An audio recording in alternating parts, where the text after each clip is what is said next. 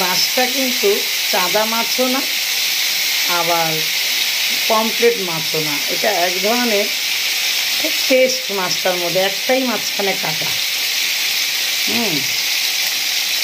একটা কথা বলি, এত সুন্দর করে রান্না করব,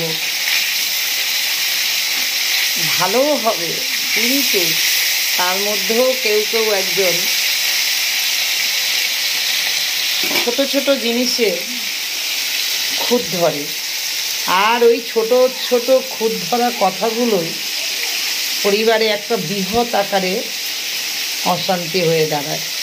এইসব মানুষ থেকে যদি দূরে থাকা যেত, মনে হয় জীবনটা অনেকটা শান্তিতে থাকতে পারত।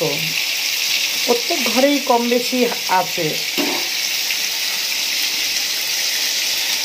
এই ধরনের লোকেদের থেকে 10 হাত দূরে থাকা দরকার, কিন্তু পরিবারের ক্ষেত্রে যেহেতু আপনজন, তাই দূরে থাকা যায় না, এই নিয়েই থাকতে হয়। কি ঠিক বলেছি রে বন্ধু?